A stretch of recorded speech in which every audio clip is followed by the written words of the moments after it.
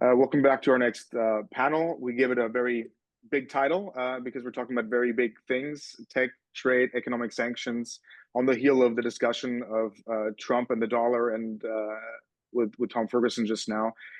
There is a lot to talk about, and I'm expecting a lot of geopolitics, a lot of very big discussions that are all burning under our nails currently. We also we have Asger Torfason, who is going to moderate the panel. He is our resident Icelander, so he can bring, of course, the Greenland question into play here, though that's just one of the many discussions that we could have. Quinn Slobodian, he's now, as we mentioned, at Boston University. Been starting reading your book. You fortunately can't see it. Your most recent book, Crack Up Capitalism, Market Radicals, and the Dream of a World Without Democracy. I think, more fitting title than that on the heels of the Munich Security Conference and J.D. Vance's speech just now. I'm sure we can talk about that. Cecilia and Quinn, I should say, also YSI alum. We might forget some 10 years ago we met at the YSI History Conference in Pisa, in which we also had Nicholas Mulder and Isabella Weber was there, and our host was now I blank her name. She just Clara Mate, of course. She just launched her center in Tulsa this last week, in which we involved. So there was a very actually, and Stefan Eich was there too. So this was kind of a very interesting. Everybody turned out pretty well. From that Jamie conference. Martin, Jamie was there. Aditya Balasubramanian. It was quite the gathering. It was amazing. So Quinn, great to have you back finally. And Cecilia Rikap is, of course, YSI veteran. She runs our London hub out of UCL IIPP. And Cecilia, you've been really active in this completely important new research strand all around tech and AI, and I think the geopolitics around it. I think it's fantastic. I see that you've been advising the European Parliament and various national governments now on these questions. So I think it's very important work you're doing. And Yakov, obviously, just moved over to the Center for Public Enterprise after working at the Berggren Institute. You did your PhD on the Soviet economy. I just give a plug that we just read your book in the Money You're Reading group. We'd like to now formally invite you to discuss it with us because anytime. We finished it, but that's just to give you a sense that all of you are really deeply part of the community project, as everybody here, Nina earlier as well. So that should be inspiration for all those coming after. These are really interconnected, tight communities, and I'm really glad. Asger, I hand it over to you to start the conversation. Thank you so much.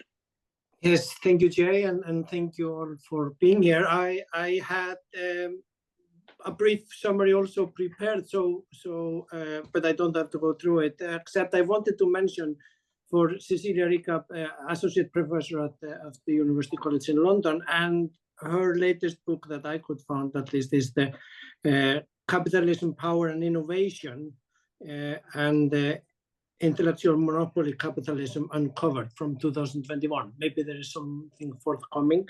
And Jacob's book from last year that Jay mentioned, Building a Ruin, the Cold War Politics of Soviet Economic Reform, and then of Quinn Slobodian, who has the book from 2003, Jay mentioned, Crack Up Capitalism, Market Radicals, and the Dream of a World Without Democracy. Before that, in 2018, I read the book Globalist, End of Empire and the Birth of Neoliberalism. Then there was one more book some 6 years before. And then there's a forthcoming book this year that only the title makes me very excited to read, Hayek's Bastards, Race, Gold, IQ, and the and the far right of the far right. I wrote it too blurry, but anyway, I hope that's coming later this spring. In April, so we have like a diverse view on this open titled panel, Tech, Trade and Economic Sanctions. whether we want to fit tariffs somewhere under there and the geopolitics Jay mentioned. I thought of the structure like giving each of you maybe 5 or 10 minutes to go the first circle, and then I would try to initiate some debate between you guys, and then we open up to questions from the audience. My kind of warm up to give you some time to think. I thought maybe if Quinn would be ready to start, then Cecilia, and then Yakov. The latest thing I read from Martin Sandbo in FT, like most of the money viewers, Financial Times is quite a good source of what's happening in the real world, if we can call it, or the war economy or whatever we are seeing now globally. He had yesterday this free lunch column in the FT about big tech's hinterland of ideas, surveying the thinking that animates the America's new oligarchs. And starting from the whirlwind of shocking decisions coming from the Trump administration to build some bridge to Ferguson's talk before this session. And then I hope we can, at least in the end, tie this discussion towards the money view that Perry presented in his keynote start, and maybe money view in general. But like his warning, I think it was last week's warning of Martin Sandbo, is that while you struggle to keep up with the latest outrage, don't allow yourself to get disoriented, but keep an eye firmly on the horizon, and ask yourself what all this activity is meant to lead to. And it is so much easier to connect the dots if you realize that the dots are in fact connected. And this is very much in line with the general story of the money view. I think we try to look at the financial system and the economic world and connecting the dot and finding out what's happening. So this was my warming up of going into wherever you want from your research and writings to take us off into the current situation of geopolitics, tech, trade, and economic sanctions. Quinn. Okay, yeah, thanks very much. I'm glad to be part of this. It's true that I haven't done that much with the YSI crew since that epochal gathering in Pisa, which I still really look back on fondly, and frequently me and Jamie Martin, especially, who's now here at Harvard in Cambridge, where I live, we talk about it with some frequency, and every time I see Isabella as well. So there's obviously something that was really important that came together there, and I assume continues to coalesce in these circles. This is probably, you know, hopefully most of you know, I'm not an economist, I'm a historian, and not an economic historian at that. I'm an intellectual historian and work mostly with history of ideas and political movements. So I approached this topic with my own expertise, and I mostly am excited to be here to learn from my panel mates and from the gathered experts. But I thought the way I would approach this is saying a little something about that hinterland of ideas that Asger just referred to. Unfortunately, I haven't read the Sandbo column, so I don't know what he says. But I think it's an interesting moment, literally right now, this Friday and Saturday, because the pieces are now arriving, you know, at Bloomberg, at the New Yorker, the New York Times, written by people who have had at least a minute now to process the kind of assault on the federal agencies that the Doge boys have been carrying out, and are now trying to kind of make sense of it and to try to assemble some kind of logic inside what can look like chaotic and destructive actions. So I'm going to do my own version of that now by way of, I think, saying a little bit about what I think are the sort of 4 pillars of Muskism. I think that Musk does have a kind of rationality by which he operates, even if it's not always thought through. And then follow that with a brief proposition of 4 ways we can understand what's going on right now with the kind of Silicon Valley Leninism that we're witnessing in the Beltway. So as far as what I think the sort of 4 pillars of Muskism are, and why I don't think terms like libertarianism are particularly helpful, is that I think he has this core idea that the state is there to serve the makers. So the state is not the enemy per se, but the state should be subordinated to the larger designs of the private sector. So I think there's a strain in him, and this would go for Altman and Andreessen and the rest of them, that is a kind of perverse developmentalism belief and a kind of state finance, state-backed, heavy investment, capital intensive infrastructure, as we know from the Stargate plan.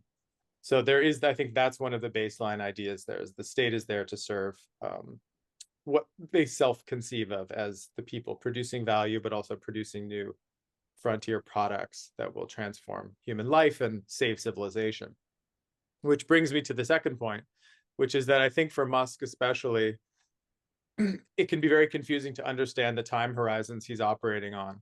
So I think his self-understanding is that his present actions are guided by deep future concerns. So we need to take action now to become a multiplanetary civilization, because in not too distant future, humanity will go into an irreversible decline. So part of what I think is disorienting about Musk's actions is he doesn't operate on usual kind of quarterly or 2-year electoral cycles in his thinking. He's willing to take much larger risks and make brash actions because he at least perceives himself as operating, in the kind of centuries, if not millennia, in the sort of favored space of his Asimovian self-perception. A third thing that I think guides Musk is a belief that online politics have killed old style politics. So I think he sees legacy political parties like Chevrolets and Fords that are going to be replaced by Teslas. So if it's Germany, SPD, CDU, forget about it. What's the shiny new thing? What looks good on TV? AFD. What is it in the UK? Reform, or something even to the right of Reform. And he just thinks, I need to bet on that now, because just as Tesla is now worth all of the valuation of all of the other car companies, so too will the political value of this new brand will eclipse all others through the affordances of the horizontal digital community, that a great faith in platform politics to kind of eliminate old style ballot box or kind of constituency politics. So there is a kind of horizontalism there in his assumptions. Fourth, this is, I think, most obvious in his actions in the last week. There's a belief that wicked problems have technical fixes. So this is kind of what Muratov has called solutionism for some time, that this idea that all problems of governance are actually just engineering problems, if not coding problems. And anything like collective will creation or the negotiation of competing visions of the good society, or however you want to think of government as a practice in the modern period, are completely defunct and outmoded ways of considering statecraft, that there's just a fix and the smartest person needs to roll it out with as little resistance as possible. So that brings me, I think, to the question of what he's shooting at, how we can think about the sort of telos, or the endpoint of this moment where I think those 4 assumptions are now being brought to bear with full force on the federal government in ways that I'm sure everyone in this Zoom has already been affected by. Perry and I teach at the same university. We have been getting emails about what this means for our university, because that NIH funding is no longer there. Indirect costs are being slashed. The budgets don't balance anymore because of what Musk is doing right now. So what is he up to? I think there's basically, again, 4 possibilities. The simple one is, and this is why Democrats in some cases signed on to Doge in December, is this is just a kind of the bringing of the corporate cost cutting and efficiency based logic into the space of government. So, the usual story about, turning cumbersome bureaucracy into things that better serve the citizen consumers, a kind of logic of government that's been pretty dominant in both parties since at least the 1990s. And Al Gore, Tony Blair being sort of key figures who rolled out this idea of government as service, and, benchmarking and producing best practice ideas within government. So that would be the most tame way of understanding, I think, what he's up to. He's just making the government work better. And that's why I think, Gillian Tett and others were able to speak positively about Doge until about 2 weeks ago. The more grisly version of that would be it's a kind of an asset stripping operation of the kind that many of the distressed debt people in his cabinet have done in the past. There's a lot of private equity people at the top levels of the Trump administration. So you could just say it's just a kind of strip it and leave it, which is hard to know how that works with the government because there's no future buyer. So the cost cutting efficiency story is one. For someone like Russell Vought at the OMB, obviously there's a more ideological story about the administrative state, not as something that can be made more streamlined and cost effective, but is that itself a kind of a pernicious presence altogether. So you need to reduce the involvement of the state in people's everyday lives in some ways, while of course, increasing its intensity and this involvement in people's lives in other ways. So remove funding for public education, but then introduce a federal abortion ban. So there's this idea of a state that shouldn't rule extensively, but should rule intensively. And it's not about hitting cost-effective matrices. It's about rolling back what they see as the cultural war that the left has waged through government in the last, well, since the civil rights movement in particular. So that's, I think, number two, is they just want to trim back the state permanently to get it out of quote unquote people's lives, return through subsidiarity, more decentralized power back to states and communities, while also obviously keeping an iron grip on things like border control and military budgets. A third proposal is the one that brings in this idea of right-wing accelerationism. People talk about Curtis Yarvin in particular as the figure who represents a kind of what he calls neo-cameralism or neo-reaction, which imagines the dissolution of states altogether, central states, and the creation of a kind of what he calls a patchwork of private self-governing entities, something like, compounds that have, interconnection but are privately defended. Elon Musk is making his own city, Starbase in Texas, that follows this model of like a radical decentralization in which central government ceases to function altogether. There's definitely people involved in this larger ideological project who are very inspired and excited by that vision. Balaji Srinivasan is one of them. Mark Andreessen is close to him, etc. So that's radical outcome. But a fourth one, and this one is what I'll end on, and this is where I think tech and government come closest, was described well by this guy, Kyle Chaika, in the New Yorker just yesterday. And he and others now have started to focus in on this idea of replacing, the functions of humans inside of the bureaucracy with artificial intelligence, or the idea of being able to use some sort of AI, Grok, ChatGPT mechanism to make decisions that would otherwise involve like human cognition and intelligence. This is already something they're talking about doing, and Musk has presented things that Grok has produced as sort of legal documents to make cases for what should be done through Doge.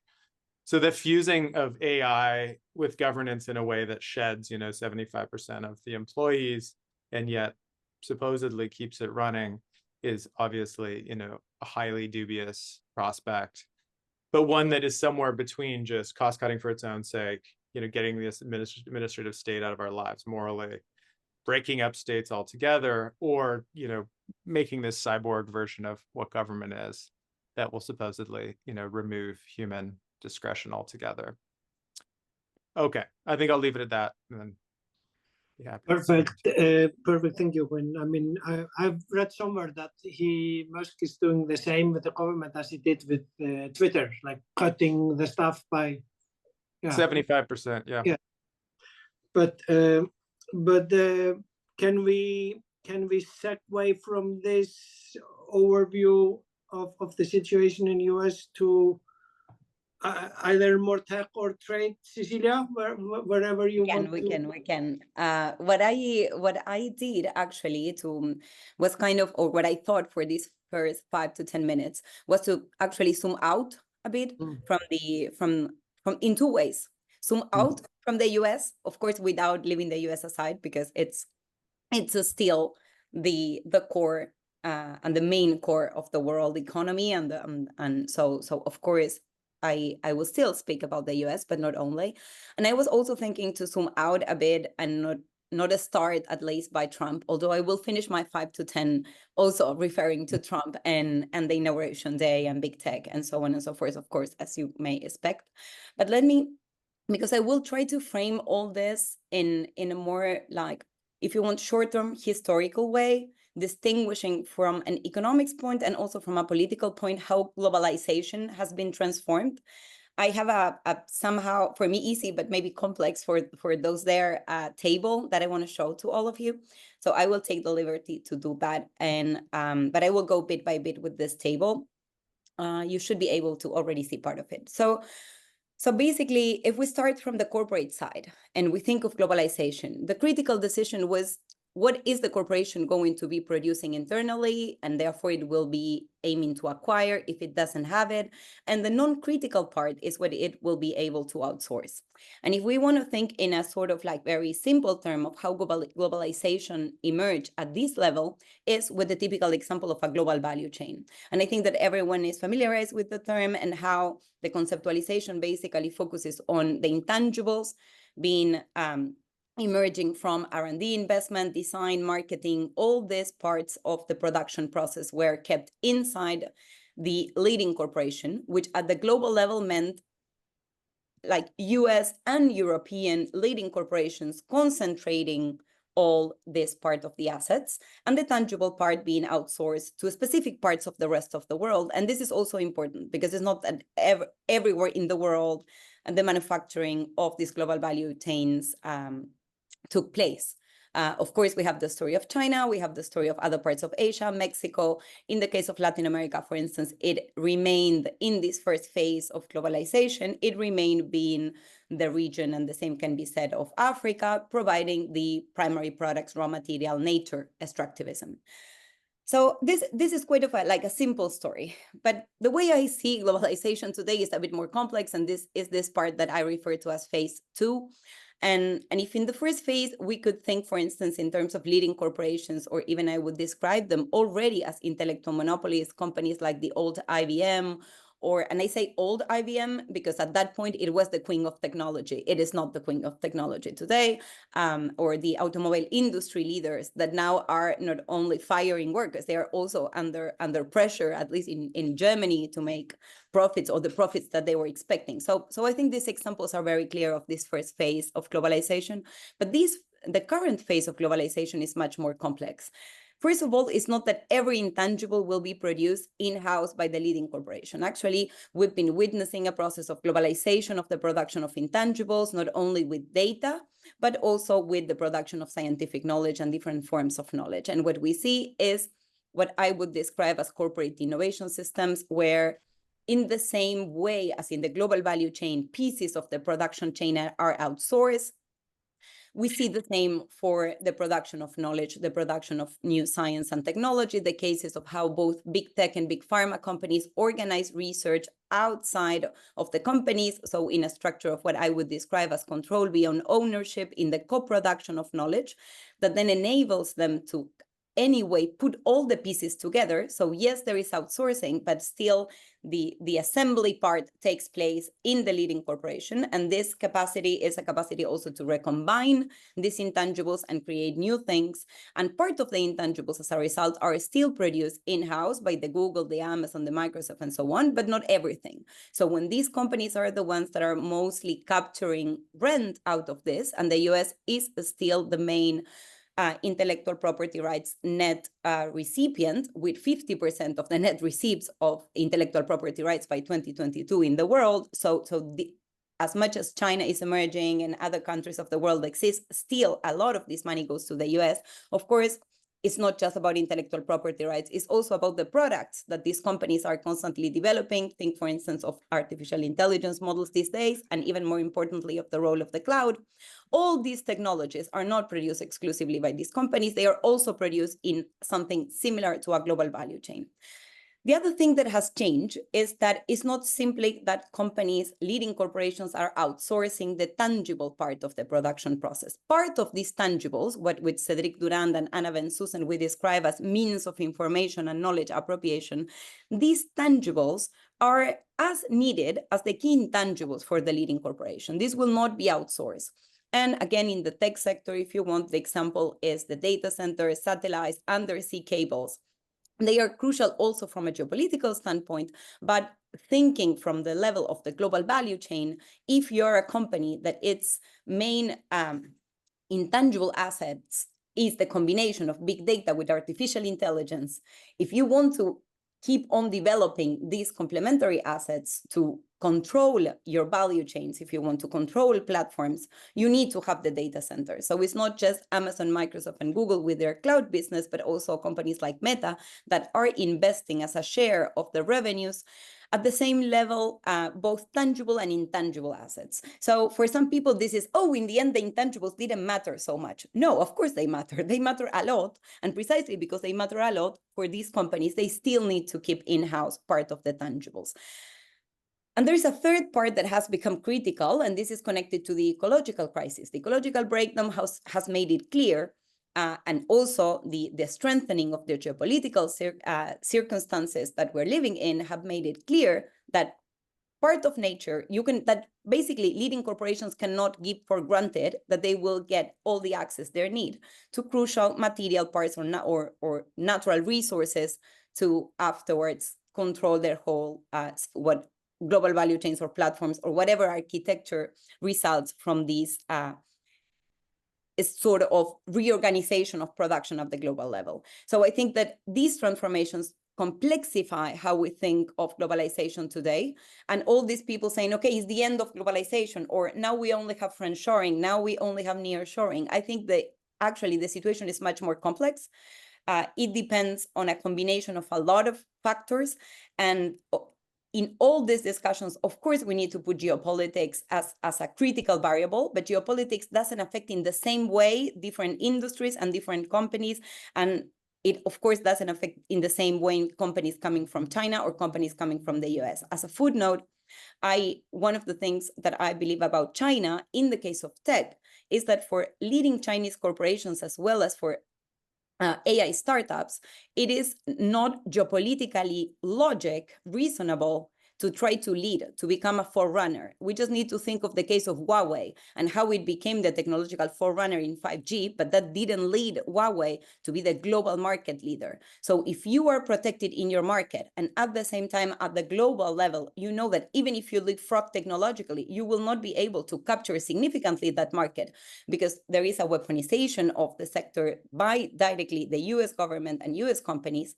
Why would you want to leapfrog? It's better to just imitate very fast the US.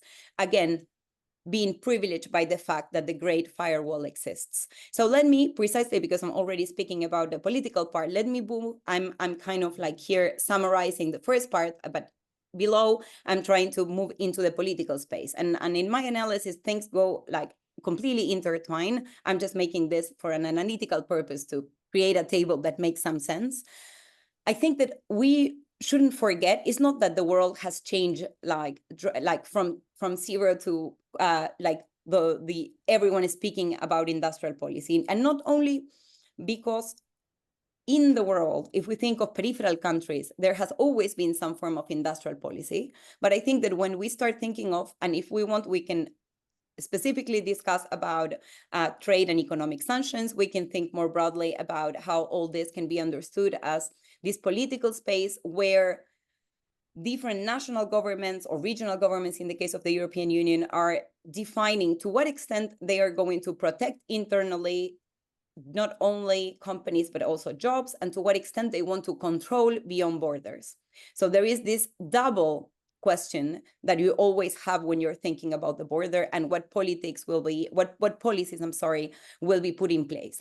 And I think that or the way I think about this, and to some extent, this is an open hypothesis, and I'm open to criticism and questions. I think that phase one was more about defensive policies. So I protect my company, I try to get my national champion, whereas phase two is more about the offensive, in particular from the US, but not only. And probably you've heard of this term, the idea of weaponization of interdependence. I think that it speaks a lot about what we are witnessing today and what we have been witnessing in the last decade or so.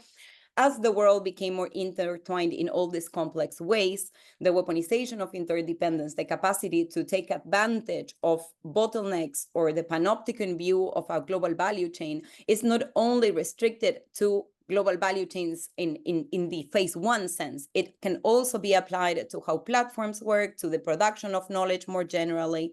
And I think that also something that has changed is which are the international spaces where debates are the most vivid ones, where there is this push for establishing a narrative and winning the international political arena. And I think that phase one was mostly about the World Trade Organization, the World Bank, the IMF, of these big original international spaces for the US ultimately ruling the world.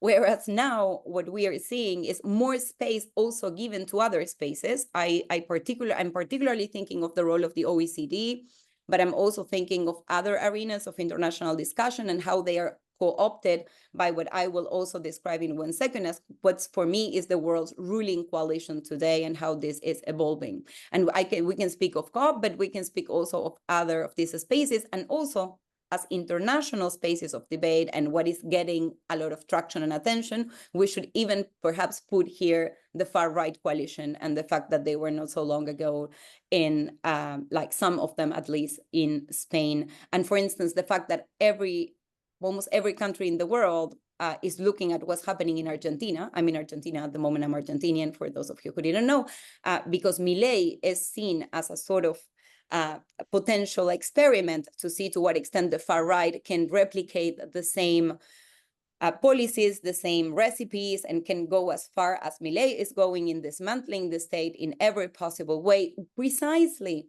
with the same recipes that Quinn was observing for Musk's way of thinking. And I couldn't agree more with that, actually, because my last slide, to some extent for me, when you were speaking, Quinn, is I was like, oh, okay, we're thinking pretty much alike about this, although I would use different words for that.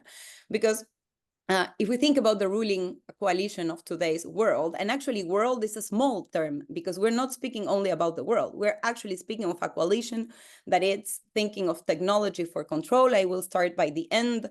And when I say technology for control, I'm not just thinking in terms of a neo-colonial way of controlling the world with technology. I'm also thinking in terms, of course, of military and political control, but also of a control of time, a control of space, of nature, a control of even the way in which we think about the future of humanity or the species or the existence of planetary Earth. So really, these underlying questions are no longer the questions that the ruling coalition had before, which were pretty much driven by the imperative of growth that today is still anchored in the peripheral countries and in the European Union. Think only of the Draghi report.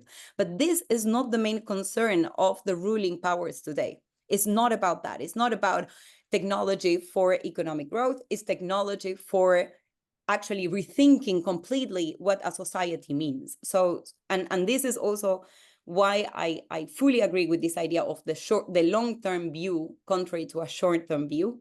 And I will leave it there. I think that the other points were also made by Quinn in terms of the destruction of the public sphere, as well as how states, the rest of the states in the world, but also to some extent the US government, are losing autonomy, and how this is connected to the type of technologies that we are seeing today.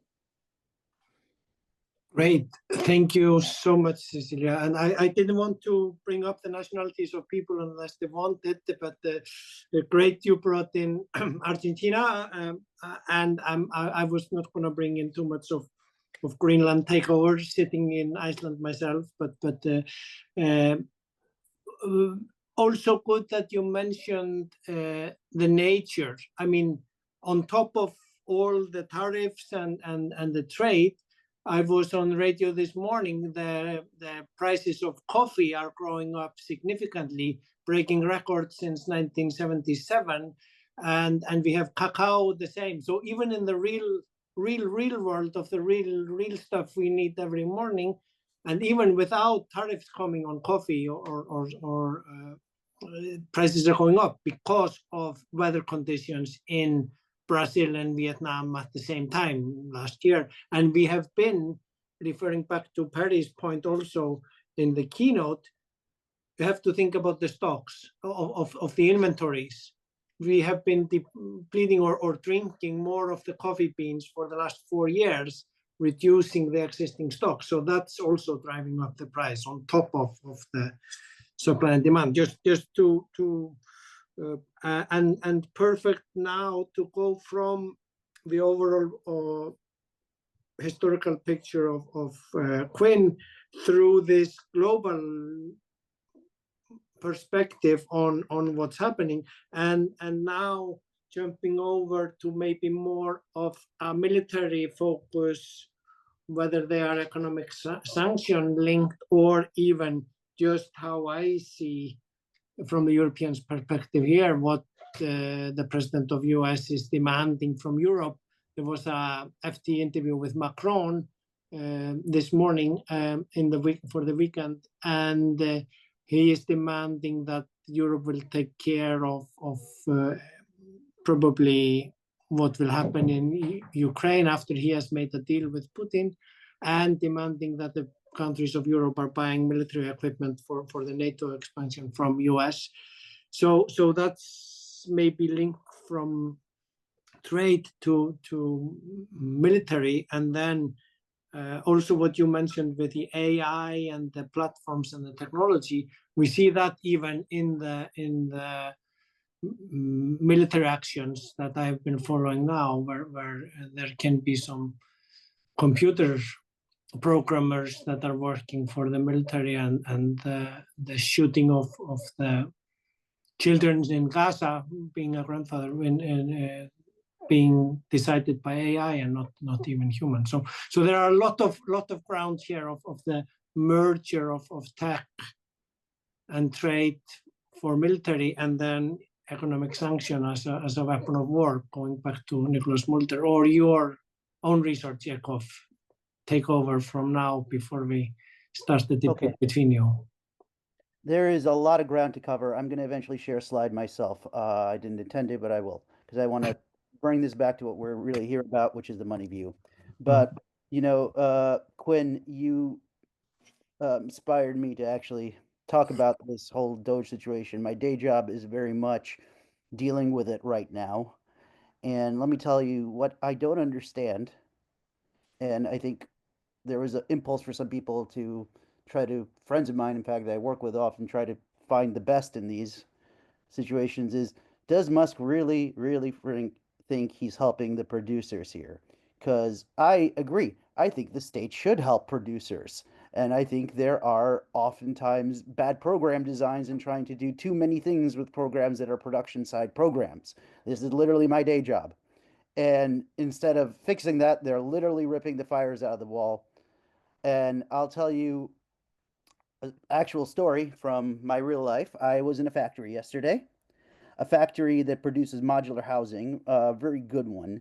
And most of the guys there are ex-SpaceX guys. And one of the guy who's the ops director used to actually run operations, the factory floor at SpaceX. And he actually was like has a reverential tone towards Musk, and I was joking with him that like one of the reasons you guys want me here is to help you set up like your funding pipeline better. And Elon's tearing that apart. Your buddy Elon's tearing that apart, and he was like, "Well, that's great, but if you really want to help us, why am I using cast iron pipes here? I can reduce the cost." And this is what I call engineer brain, because I had to spend a very long time to him explaining that no matter how low the cost is, his market is always going to be limited by financing. And that really broke him. All right, because these guys are very good at cost reductions. You talk to an engineer, they know how to do that. They're not very good at understanding how to sell stuff, and that's why ultimately Henry Ford lost. Because they didn't understand how to finance his firm and finance, most importantly, his buyers in the right way. So that's my little bit of a rant. And to tell you the truth, I actually think there's a version of why this is happening, why these guys did what they're doing that I think you didn't cover. That comes out of my favorite economist in the world, Mikhail Kaletsky.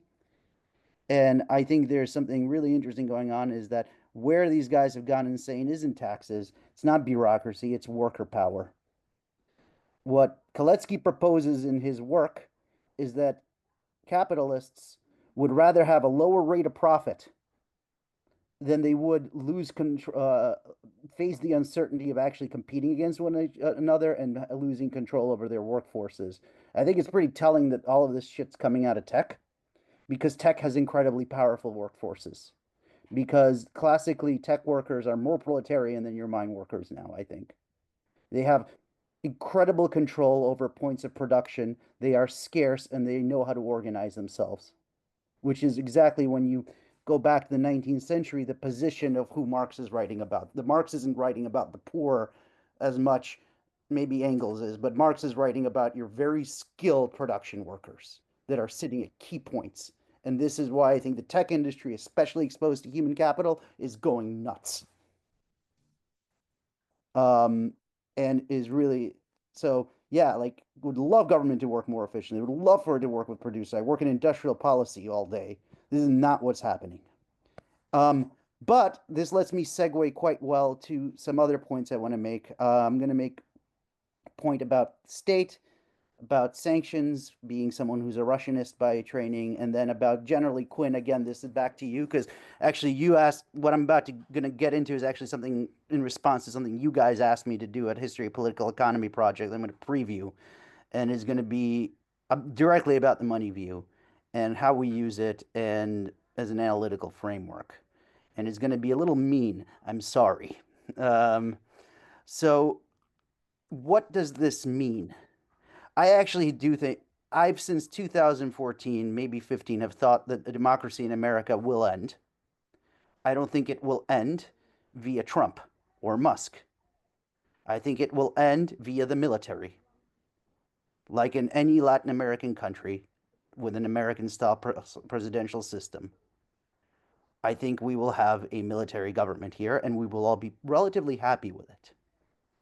Because the thing that's kept the U.S., I'm a big fan of Juan Lin's, the thing that's kept the U.S. government from collapsing, as all presidentialist systems have, into some kind of dictatorial system, has been elite consensus, and that's broken down. And what happens in those situations? Well, the military steps in, because the last institution to have national credibility. And I think that's our future, either violently or non-violently, is we're going to have a general in office. And, coming back to my feeling as a Russianist, I really do feel like some of my people I know from the 90s who were looking at the stripping of the state and just ready to find someone who was a law and order old KGB hand and would both enforce their private property, but also keep the communists out, but also kind of end these inter-oligarchical conflicts.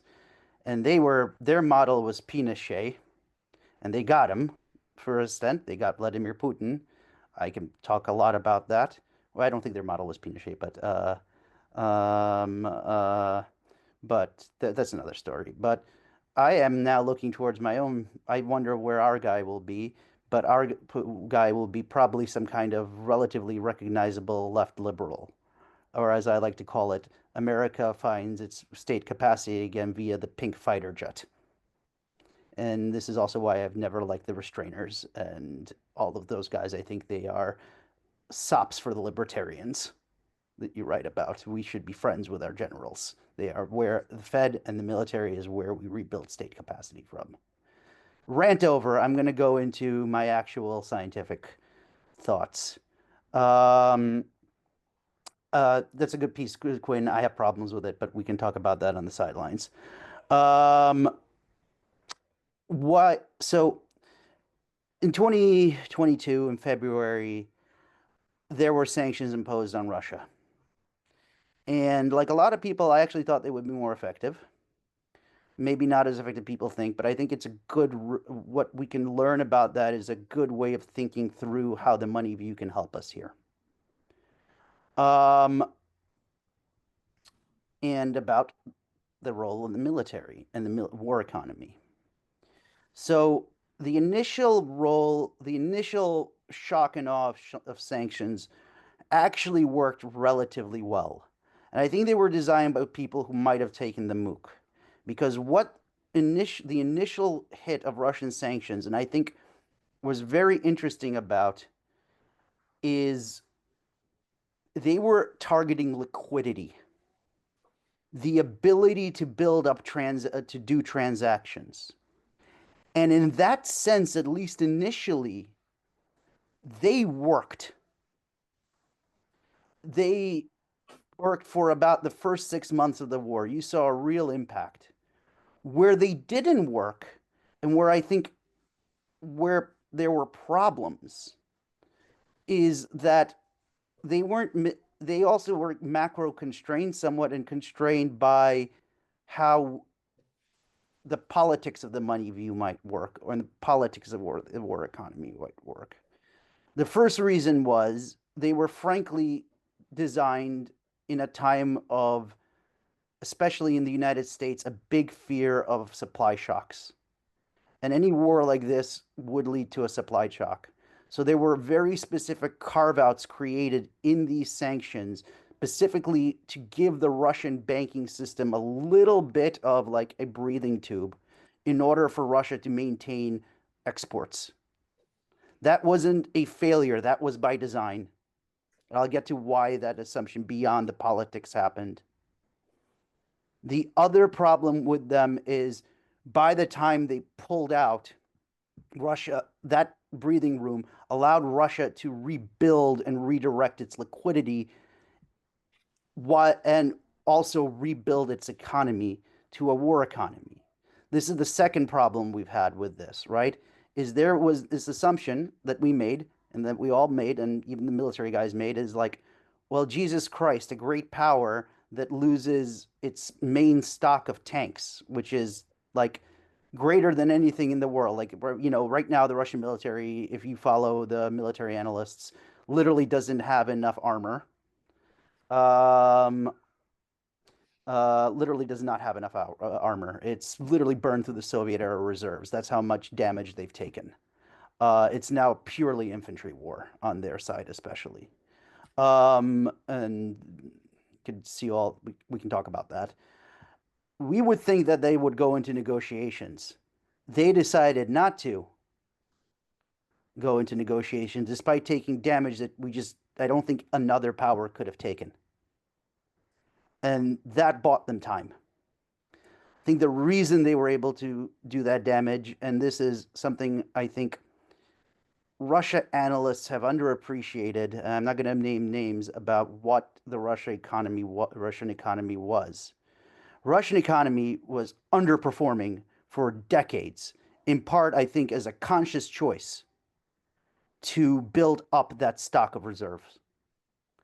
The fact that the Russian economy was able to physically mobilize 4 to 5% of its male population into a meat grinder and not face a labor constraint for a year and a half is an astounding policy failure.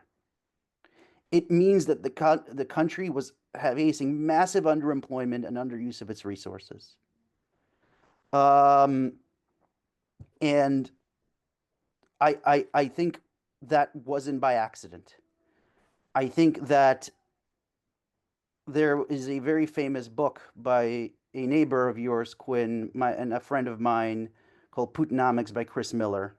And Chris's story about why Putin was, resilient, and this is an old book, this is way before 22, was that he basically followed conventional monetary policy, in the sense that he ran a very tight conservative ship, and that showed that he was, like a very regular leader. Nope, I don't agree with that. I think conventional monetary.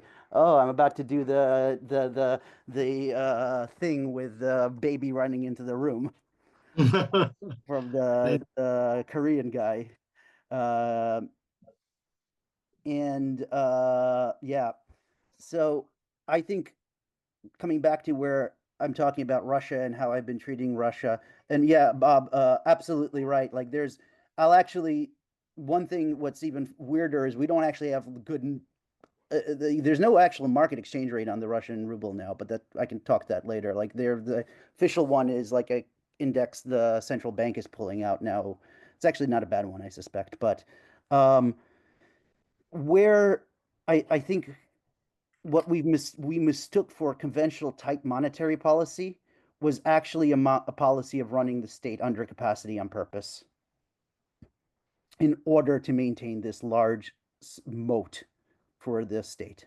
In order to maximize sovereignty to the extent possible, you have to squeeze the economy. And I think we mistook, and maybe even the people implementing it, like Nabulina, who I think is a very conventional monetary economist. I've met her several times. I can tell you, I don't think she's a interesting person, but her, I think, approach to what we thought of as conventional monetary policy is only approved because it maximized sovereignty. And give that reserve. And I think that has been bad in the long run for the Russian people, because you can't lose that many human beings, not just casualties, but just the actual degradation we've seen of Russian men and men in the Donbass. There's been a genocide of men in the Donbass. There aren't any native men from the Donbass region left in the Russian side that was occupied, because they were mobilized so quickly. And still not face a labor constraint immediately. That means you were just running a bad economy. Let me shift to a methodological point. I'm sorry I'm all over the place. I kind of came in here last minute. I didn't fully understand the topic. I want to share something I've made. It's also a table. Where are they? And it's something I made in response to something Quinn asked me to do, which is to think about, historical political economy as a historian who dabbles and wears the hat of an economist once in a while. Can everyone relatively see this? Yes, very good. Can you zoom in? Sure, I can. Full screen? I mean, full screen. So yeah, let me just make this into a slideshow. Give me a second. I didn't intend to present this, but I think this works because we're kind of in a very free-flowy format. I think there's been a lot of discussion about, history having a turn to political economy, and I think it's never happened and it's failed. And, I'm not in academia anymore, and I think there are a lot of reasons for that, including no one will hire a real political economist. I think they're all right.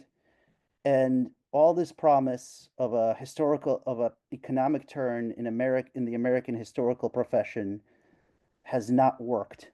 And I think our profession is dying because of that, because we don't have military historians or economic historians in departments that are useful. And the reason, and what has become political economy has, and no offense to people in the room, is now intellectual history or business history at most. So the reason I think we failed is we historians as a discipline for study the politics of the economy, I think we're well positioned to do that, have been very bad at building a theoretical framework. And what I want to thank Perry for is that I think he gave me at least a starting point to be explicit about my theory of studying an economy in the money view. And I want to propose a way to think about the money view historically. So what I did in this table is I thought to myself, someone who used to do macro, took my macro classes, took my finance classes, and something again Perry talked about quite a bit, which is like the time visions of these various disciplines. How do they line up theoretically? And how do they work in conversation? So I broke this down into the questions historians, macroeconomists, finance, academic finance people ask, and money view questions ask. Toolkits they use, their actors, their data sets, aka their sources of evidence, and their conception of time. And I think based on that, we can start seeing where the methods can line up, where we can really do political economy. So for a historian, our question is always, how does change happen over time? For a macroeconomist, at least a neoclassical one, trained, in a solo growth world, which is the people I'm very interested in and often work on and reconstruct, their questions are, how do we allocate factors of production and whether that allocation can be equilibrium stable, identifiable.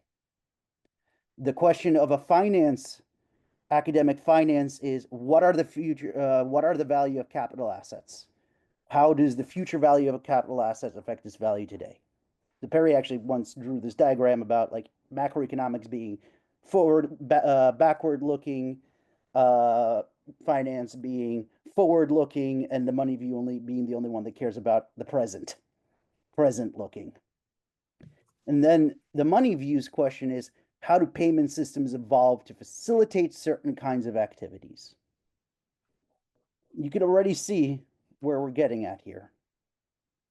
So what tools do historians use? We use historiography, which is really narrative. We build stories of narrative claims and debate the form of the narrative and it's very hard, I think, for outsiders not trained in that, especially from the social sciences, to understand that narrative is in itself an explanatory tool. A macro guy will come in and will build a model that has certain assumptions that we can find an equilibrium position on, right? And that model doesn't have to reflect the real world, but it could be a measuring stick against which you measure real phenomenon that will not be in equilibrium, right? Finance does something similar, but we're doing portfolio modeling of multiple investors that either have some kind of future portfolio modeling, and then we're trying to figure out discounts of cash flows. What is the money view doing in? We are also looking at future cash flows, but via balance sheet flows rather than valuation. So again, these are the conversations and overlaps I think we can have in disciplines to move towards political economy. Now, it was the weirdest part of this matrix I'm looking through. The actor, i.e., who is doing things in our worldviews. Historians don't have agents. We have subjects. In fact, one of the things that struck me when I went to grad school for history, which I never really did in undergrad because I only took the history courses I wanted to take, which were economic, diplomatic, military history for the most part, was the emphasis my professors put on subjectivity, especially in my subfield where subjectivity is like a huge thing, right? The subject is someone acting both in the narrative, but is also experiencing the narrative and forming themselves. A macroeconomist doesn't have a subject, they have an agent. An agent isn't aware of themselves. They have imperfect information and they have set parameters that are acting in order to underwrite, say, the model. Same thing with a finance model, where I'll just call it an investor, but again, there is a parameterized person that has certain predetermined risk preferences, or more modern models, arbitrage operations, that is against which lets you construct this portfolio. MoneyView, I think, has an agent problem. And I kind of hinted at this, Perry, in our macro conversation. I think we imply an agent because we talk about an agent that is bound by liquidity, by the survival constraint, by their balance sheet, like the everything one is a bank proposition. But I don't think we've done a great job necessarily always talking about that, because I think what that implies is a theory of behavior based on the Keynesian liquidity constraint, which I think, you know, there are people who have done that, and I think we can make that a lot more explicit, is that our liquidity constraint isn't a solvency survival constraint like you would have, like, you know, in the Hungarian style approach to it with, like, what's his name? It is a avoid death today to play tomorrow a constraint, which I think creates different kinds of ideas.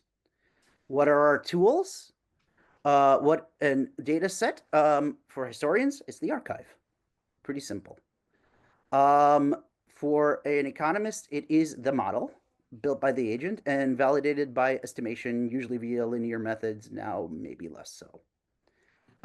Finance, model portfolios, simulation, again, linear methods.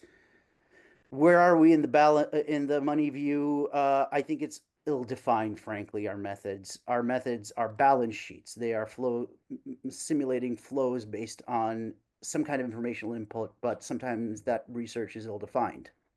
Our conception of time, historians think about time as dynamic, changing over time, and affecting their subjects. Macroeconomists think of time as kind of forward-looking. We're trying to go from front to back, essentially, on our timelines, but we're doing it in logical time.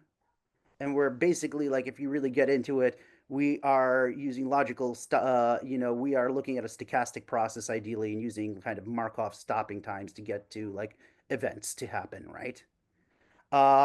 Very similar in finance, except I would call it backward looking, as Perry once told me. We're trying to take the future value and align it ideally at equilibrium with the present value.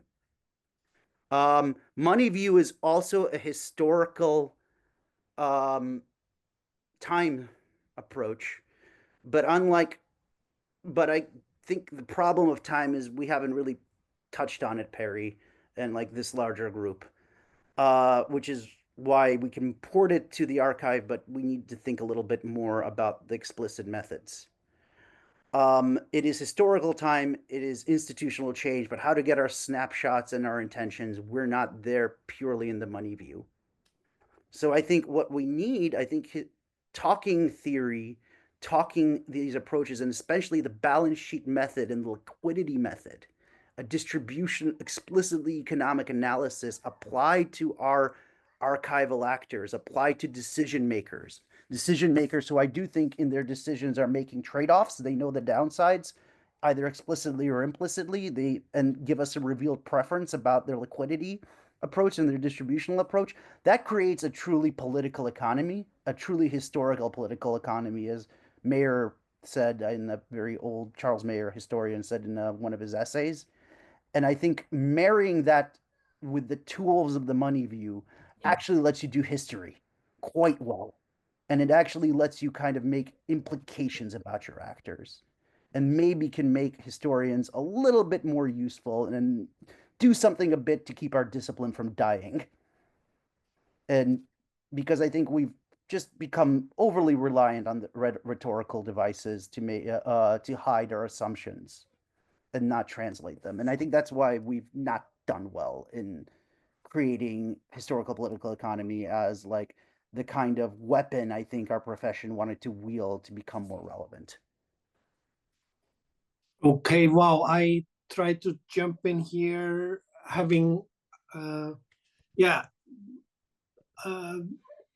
went off the time schedule quite a lot, but at least kept you within an hour. So this is huge what you're saying, both with respect to what will happen in America in the next 4 years or 10 years or whatever the horizon is for the military and maybe what's happening in Argentina can be something to look at following.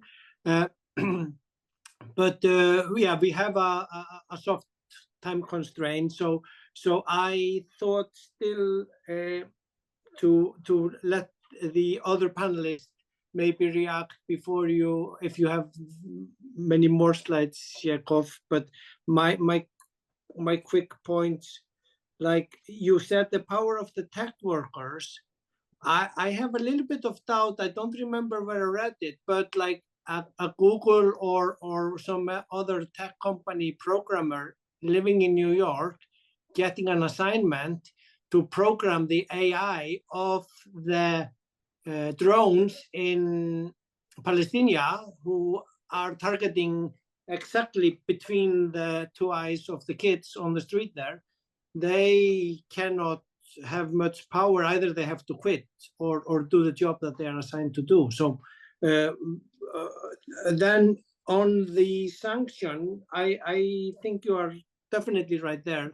I mean, I have my sources mainly from Martin Sandbo, but they've worked and also on the supplies that were restricted. I read something from that the train system is collapsing now because of lack of maintenance equipment and yeah, and not just the train systems. A lot of infrastructure is just breaking down. Heating is a big one that's just collapsing across the country. Yeah, and like the first military tactic of the Javelin and Carl Gustav, that took out all the tanks. Yeah, had the success, and then these 12 or 14 packages of the European Union are seemingly getting some effect. Then maybe on the table that is great. There was still on the last point of the economics being forward and finance being backward. It's maybe to be discussed for the money view whether, as I remember it, finance is more forward looking and economics more backward looking, but it can be maybe traced or someone else has a different view on that. But on all this like huge trip around the globe, I saw in the chat, Quinn, you wanted to react to something, and then Cecilia, and then then you come back, Yakov, if everyone agrees. No, I'd be happy to just open it up and see if it works later. Yeah. Yes, but Perry has his hand up, by the way.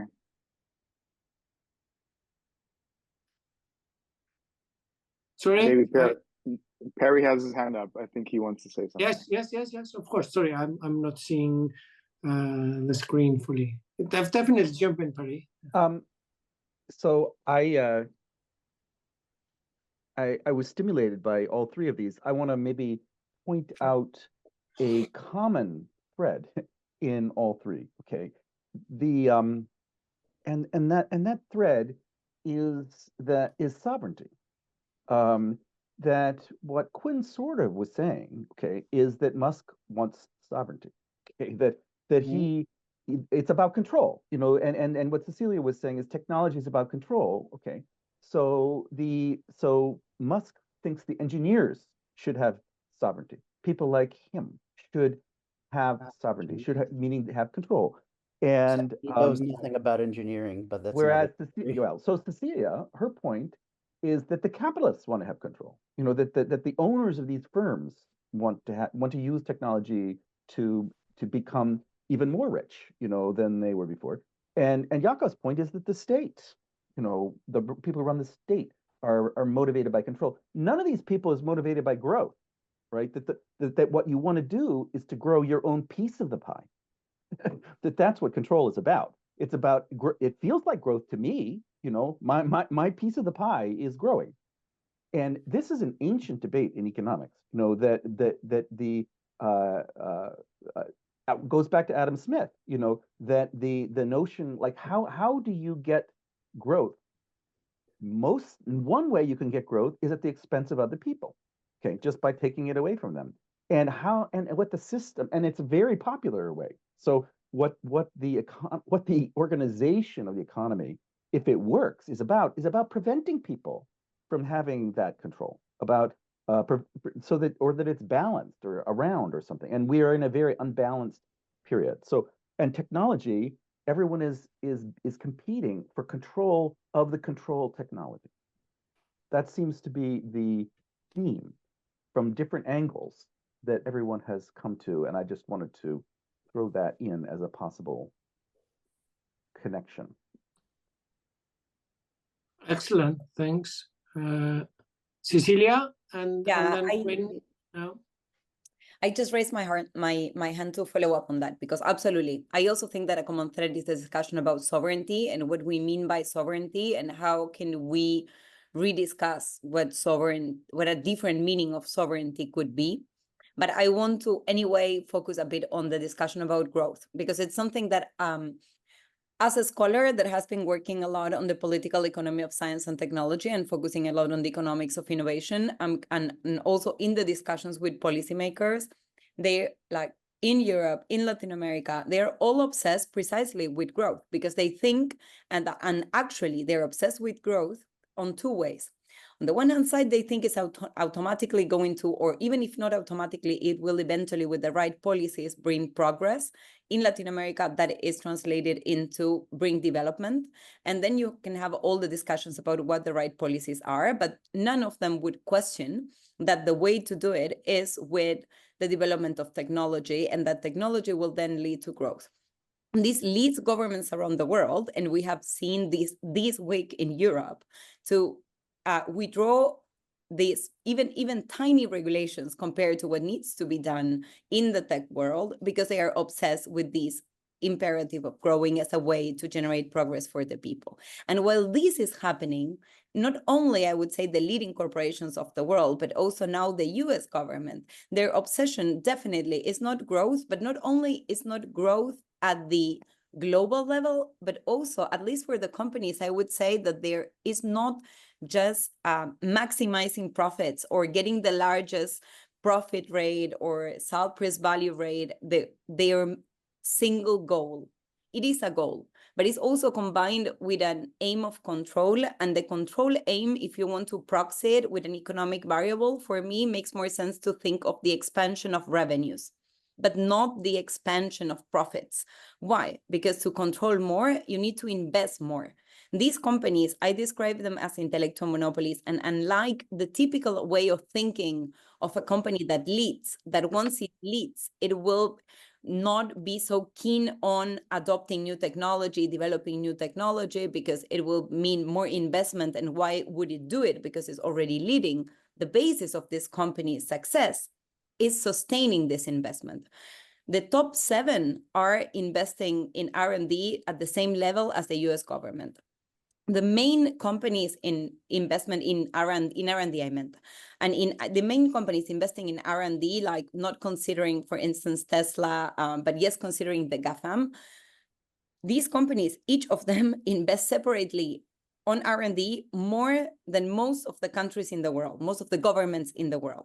And at the same time, everyone sees this in the news. They are investing in tangible assets, in data centers, in processors, more and more as we speak. All this for the company represents a direct impact, at least in the short and midterm, of their profits, if you want. Of course, in the long run, what one could still say, in the long run, they still want to have more profits.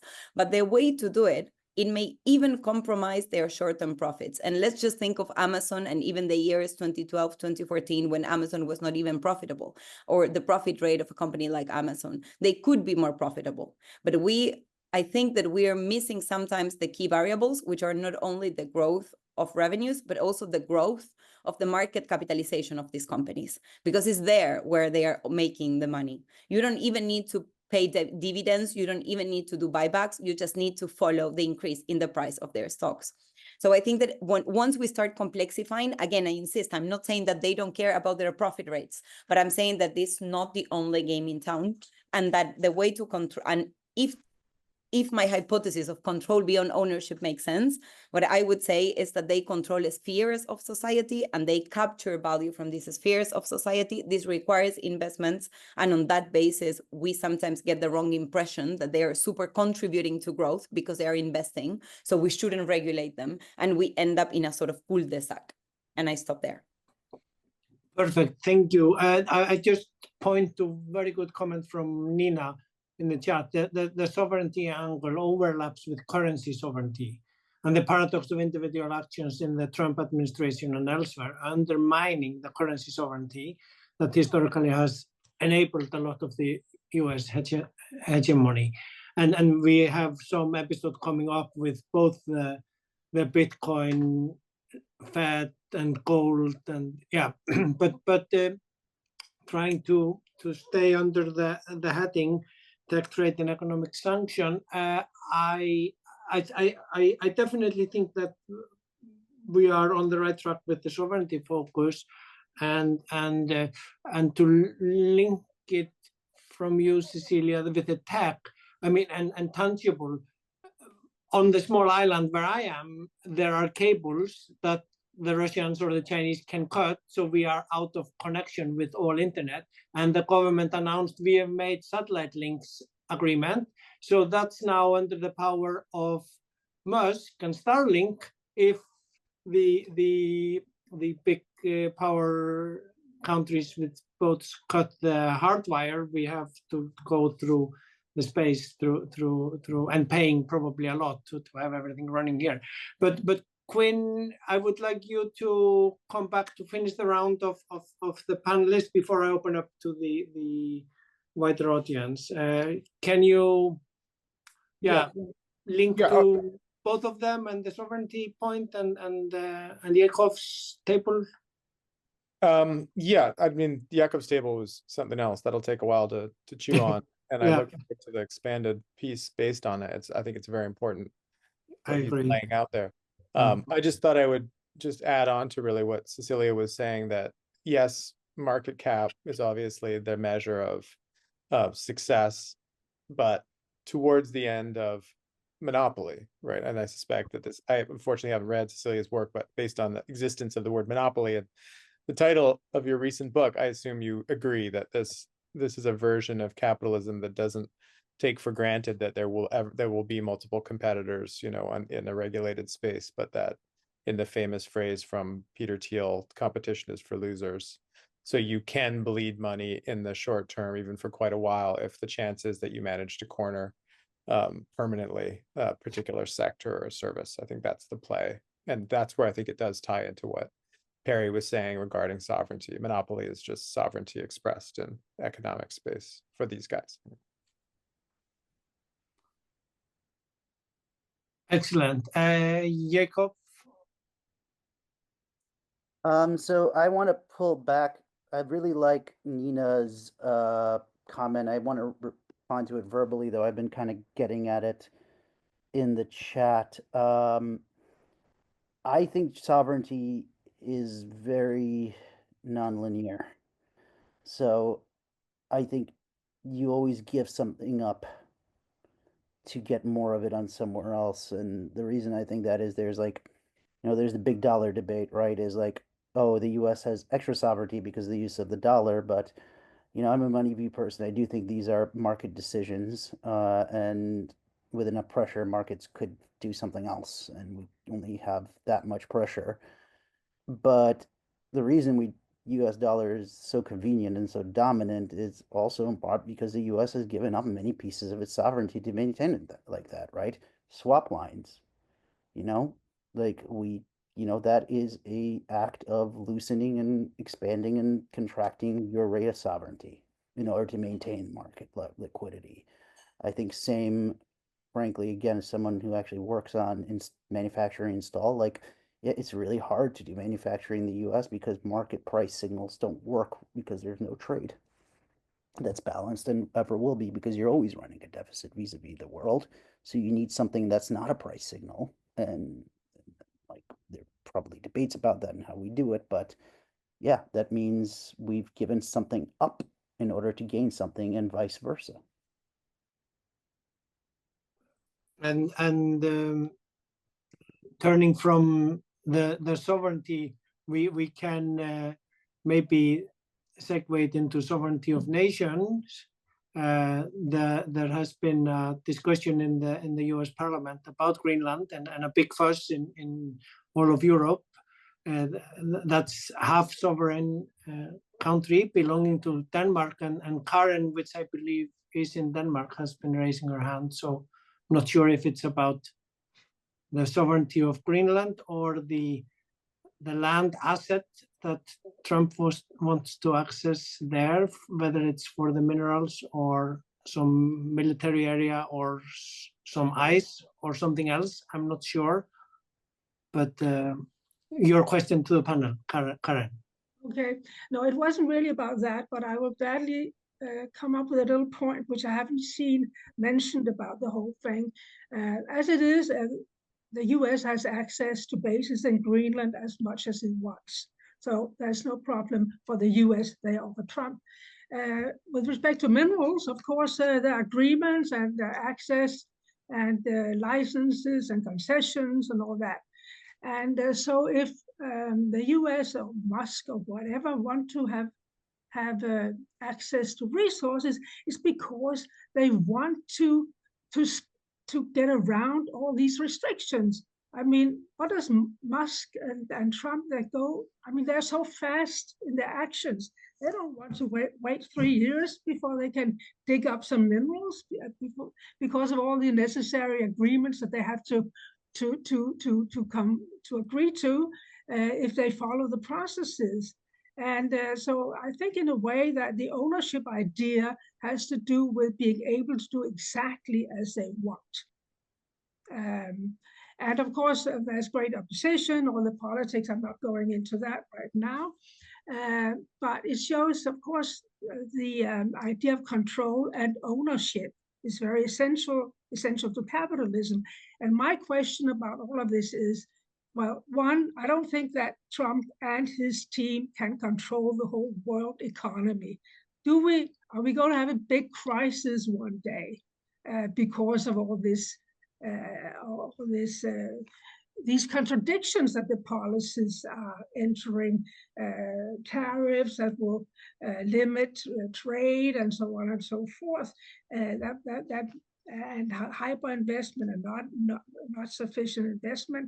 All of these are things that you can see a contradiction. So I would like to have that addressed at one point in this discussion.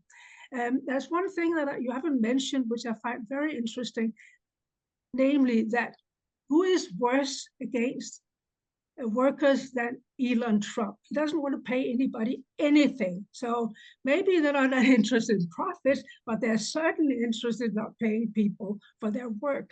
So, I mean, it is really old-fashioned exploitative capitalism that we see by these guys in the modern tech world. The whole question of labor remuneration and employment, I think, is very important. And you can also see Amazon and all these big tech guys that they really are going in that direction. Trump is working in the world to impoverish the world, the USAID attack, and so on and so forth. I mean, it's a deliberate policy somehow, though I don't know how his theoretical framework looks. Anyway, I'm not going to go on with that, but I think there are many themes here that could maybe be synthesized a little bit. Yes, thank you. There are very many aspects of this. I am a little bit worried, being the neighbor of Greenland and not even being sure whether Trump wants to take Iceland together with Greenland, is that it seems in the world that it doesn't matter about rules of sovereignty or borders of land if we can look to Ukraine or Palestine. So that's what's worrying the locals here, I think. Maybe not as much in Denmark, who has been. But anyway, let's not go there. I want to see if the panelists have emptied all their points, or if they want to bring in some final points. I'm not sure, Jay, how how long you I have a point for the money people, because Yes. I mean, it's not the focus of my research, but when I think about money, and because I have a Marxist background also, and I think of money always as a power relation, it's the power of the buyer. Of course, that then it will be encounter many other power relations, and the final outcome, like in my research, for instance, even when a company like Apple, Amazon, Google, a big tech is selling, they can also impose prices because of their role in the spheres that they are controlling. But at the same time, this doesn't mean that the power of the buyer doesn't exist. And if we think about it at the macro level, and we think about the role of the United States, and we think about how all these global value chains, specific global value chains that I was discussing, have been weaponized, and how the US government and also US corporations have been using their strategic positioning in global value chains to weaponize interdependence, like get China out of the way, and so on and so forth, to what extent a Trump administration with this coalition with big tech cannot use money, so the US dollar, which ultimately is the key bottleneck of the global economy, with some exceptions, but overall, if we think of one single bottleneck of the global economy, I think that of course money will rank at least among the top three. Some people may say oil, others will start thinking about more like tech-related answers, but I think that definitely money plays a central role. So what happens when the weaponization of this interdependence and the use of the US dollar becomes more and more political along the lines of the discussions that we were having? So it's more of a question for those of you working more from a money perspective. If you see that this, like a sort of extension of the concept of weaponized interdependence, makes sense in terms of what these companies could do, and what these companies could do also with the technical device, if you want, with the US Treasury, for instance, and yeah. Yeah, very important point. I'm worried that Quinn might have to leave us soon, so you want to make some final point, Quinn? Myself. I mean, this is huge. This is way too much to talk about in an hour and a half, let alone, 8 hours. But I think I consider this the beginning of the conversation rather than the end. So maybe we should pick it up again in a sequel. I have another Zoom meeting at 3:10, so I have to jump off. But it was very nice to be part of this. I'll speak to you all again. Thank you so much for joining, and yeah, there will definitely be a request for you to present the new book and continue this discussion to merge. Great. Thanks a lot. Well, Nice to meet you. thanks, Quinn.